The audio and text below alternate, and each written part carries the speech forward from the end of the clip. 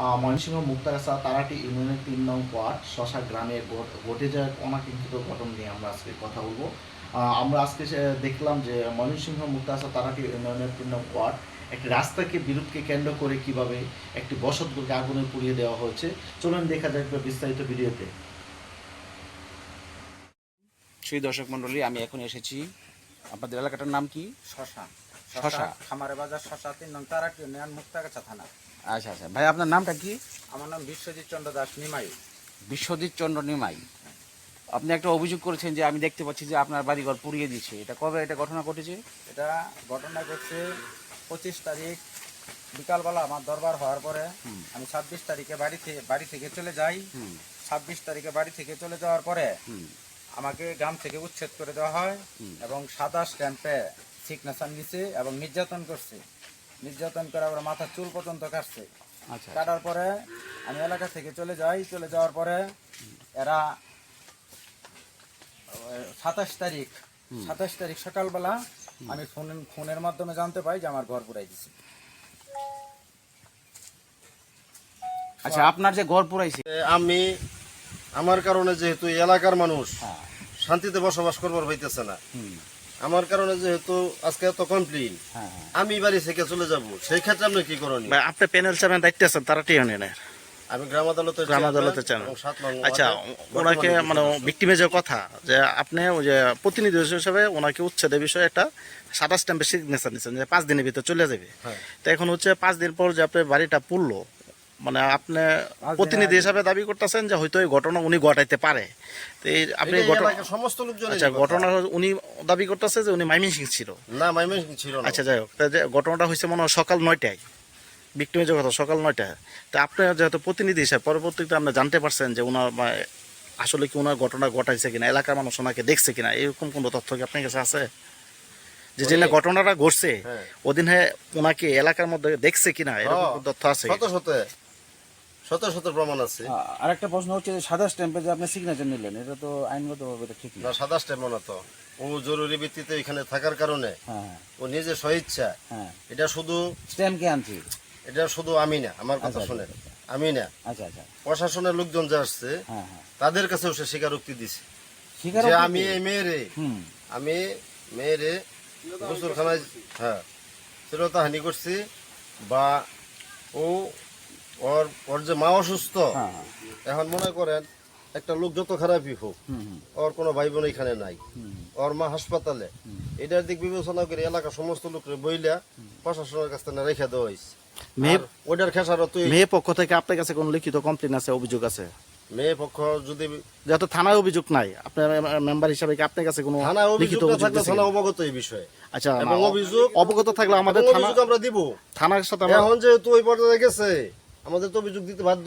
আমরা জানতে চাচ্ছি, থানার ওসির সাথে কথা হয়েছে, ওনার কাছে কোনো লিখিত অভিযোগ নাই, কিন্তু আপনার কাছে কোনো লিখিত অভিযোগ আছে কিনা শ্লীলতাহানির বিষয়ে, এই বিষয়ে আমরা জানতে চাচ্ছি।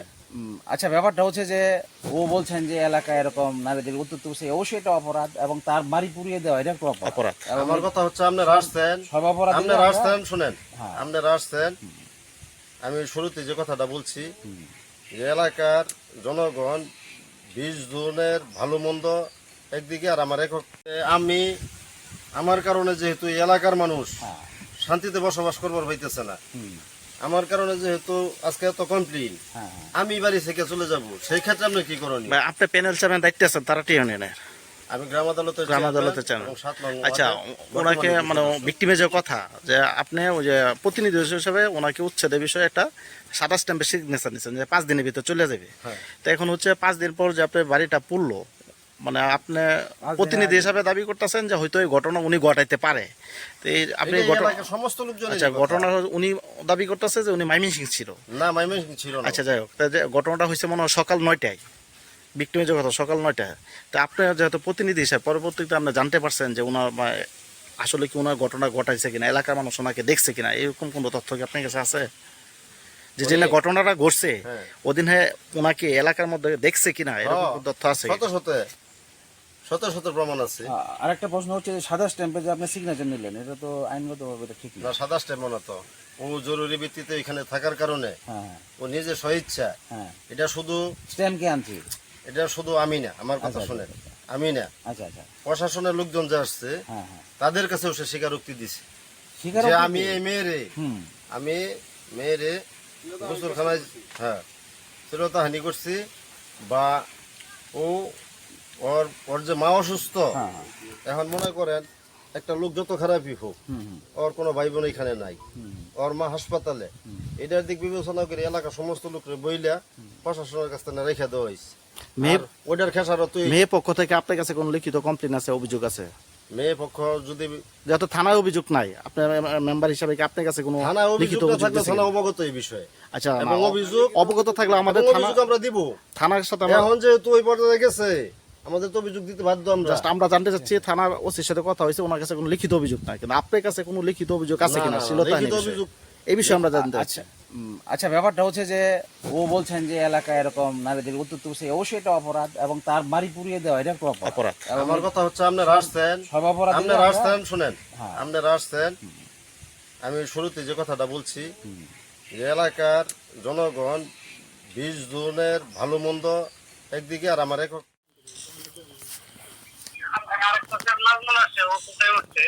আসসালামু আলাইকুম, ওসি সাহেব বলছেন মুক্তাগাছা থানা? আমি ইমরুল হাসান বলছিলাম, আমি নির্বাহী সম্পাদক দৈনিক ভোরের অপেক্ষা, ময়মনসিংহ। ভালো আছেন? হ্যাঁ, তো ভাই এখানে আমরা ওই যে একটা ইনকোয়ারি রিপোর্টিংয়ে আসছি, তো তো এটা হচ্ছে শশা আর কি, শশা তারাটি ইউনিয়ন মুক্তাগাছা বিশ্বজিৎ চন্দ্র দাস আর কি, সে একটা অভিযোগ করেছিল আপনার থানায়, ওর বাড়িঘর পুরাই দিছে আর কি। এটা চন্দ্র দাস, এবং এই যে আয়াতুল্লাহ আলী, উনি inspector, sub inspector Ayatollah Ali, উনি তদন্তাধীন আছে আর কি। তো মামলাটা তো ভাই এফআইআর উপাদান আছে, মামলাটা তো এফআইআর হয়নি এখনো। আচ্ছা ভাই, তদন্ত করতেছে তো, আমার এখনো রিপোর্টটা দেয় নাই, ঠিক আছে। আমি এটা একটু সেন্সিটিভ ইস্যু, আপনার দেখেন এটা অন্য একটা কাহিনীও আছে, এটা আসলে কেউ করতে এনে নিজেই করাইছে, এইটা একটু তদন্তের বিষয় আছে।